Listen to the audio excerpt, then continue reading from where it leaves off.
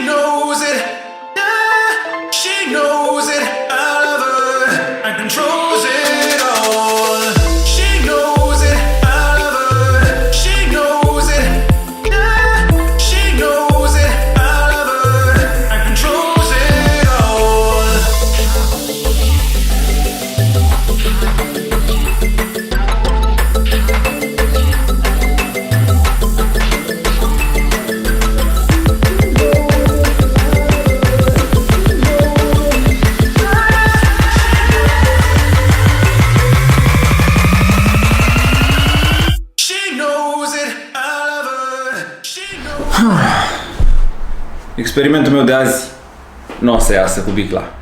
Pentru că deja a început să plouă destul de bine. Acum stă, iar o să plouă.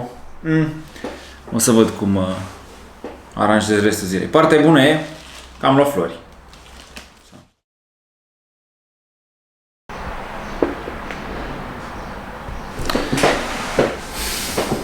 Ce să faci, mă, când plouă? Și a fost soarea cu 5 minute. Și acum iar plouă. Și dacă te uiți pe vreme, habar n-ai să faci. Cred că o să mă risc totuși cu bicla și o să iau altă biclă. By the way, am multe bicle pentru că am obsesia asta și îmi place să le iau să le recondiționez. Îmi place să le aranjez, eu să le fac frumoase, în general ajung să le vând pentru că nu mai am spațiu. La un moment dat în camera asta eram 11 biciclete și atunci mi-am zis că ar trebui să opresc din hobby-ul ăsta și să încep un vlog. Putem face și alte chestii mai constructive.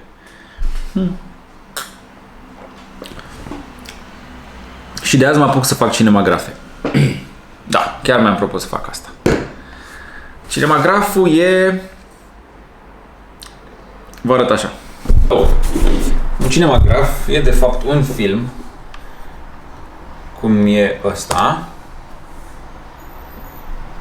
pe care îl faci să fie o imagine, un GIF, cum e ăsta, adică atât. Și chestia care îmi place mie foarte mult și chiar camera așa. Și chiar vreau să mă joc mai des cu chestia asta. Pentru că mi se pare că are foarte mare potențial, nu prea o folosește nimeni și poate găsesc niște variante mult mai bune decât chestia asta cu apa asta. A fost mai mult așa o demonstrație. Hai să vedem cum e la Burger Fest-ul ăla.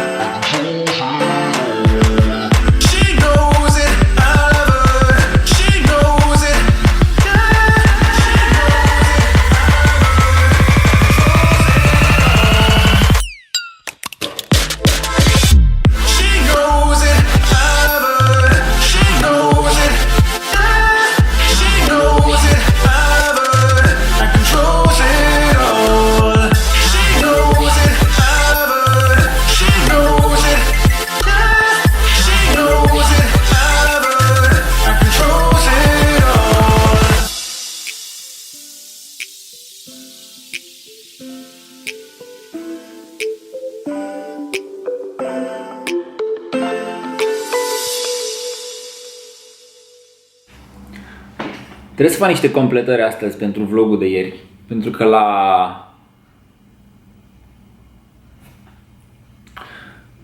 la Burger Fest era atât de multă gălăgie încât n-am putut să vorbesc peste. Ideea e că un prieten, Vlad, a făcut burgeri, a fost în concurs chiar.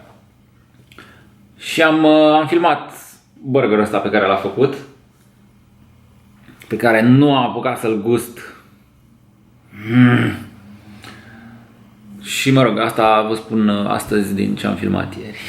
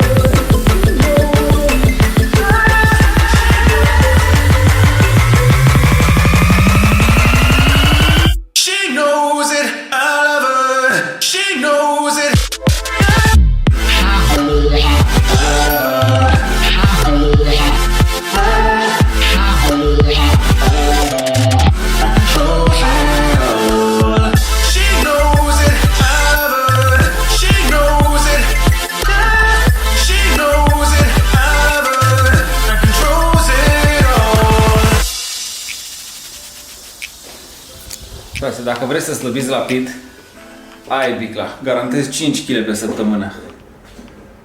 Fuck. Are cam 20 de kg.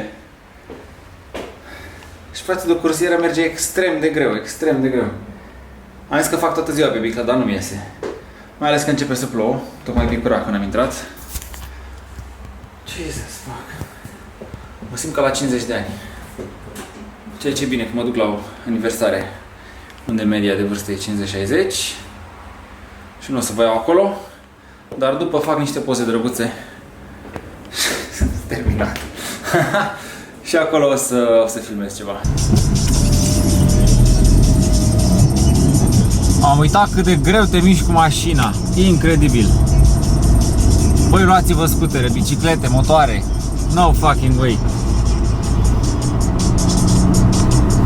Partea cea mai tristă din ziua de azi e că am fost la tot festul ăla de burger și n-am mâncat un burger. Pentru că am crezut că o să apuc de la Vlad, dar pentru că s-au amânat puțin treburile acolo, n-am mai apucat să-l mănânc nici pe ăla. My God! Și acum ați leșinat de foame.